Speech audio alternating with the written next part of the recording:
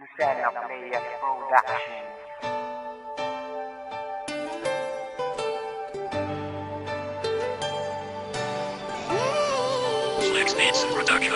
Pangako sa isa't isa hindi magwawakas, basta ating panghawakan ng pag-ibig na wagas. Nang sa ganun di ko malas ang kamay na magkakapit, imbis na aking bitawan ay mas lalo pang ihigpit, para mas tumatag ang nabuo na relasyon. Kahit na magka-problema, gawaan ng solusyon upang lumawak pang unawa at di laging magkaaway. Sabay tayong maglalakbay, kumapit ka sa aking kamay at suungin ang landas patungo sa pagmamahal nating dalawa hanggang sa tayo'y ikasal. Kahit minsan magkalayo ay di malaman ng pagitan, ay nagawa ng awit upang aking pagpuyatan, para agad na maibsan ng kalungkutan pag wala ka. Ngunit pag andyan ka na, lubos na ang aking saya. Kaya pangako kung na gaano mang katagal na mawalay ka sa'kin, ikaw lang aking mahal.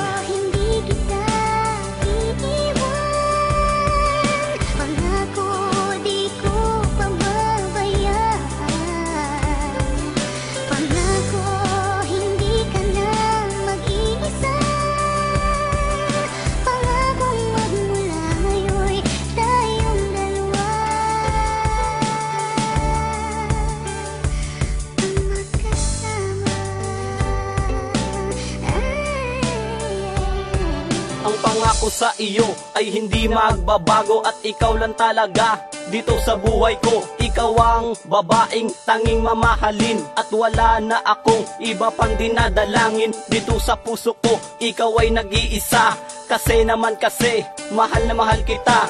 Walang dahilan para ikaw ay pabayaan. Ang tanging gagawin, ikaw ay aalagaan at pangahawakan ko ang pangako sa iyo, dahil hindi na tayo magkakalayo. Kaya ngayon hindi ka na muling mag-iisa, pagkat nandito na ako na iyong makakasama, para kaligayahan ay ating makamtanan. Sa ganun tumatag ang ating samahan, kasi tayong dalawa ay nagmamahalan at wala nang iwanan hanggang katapusan.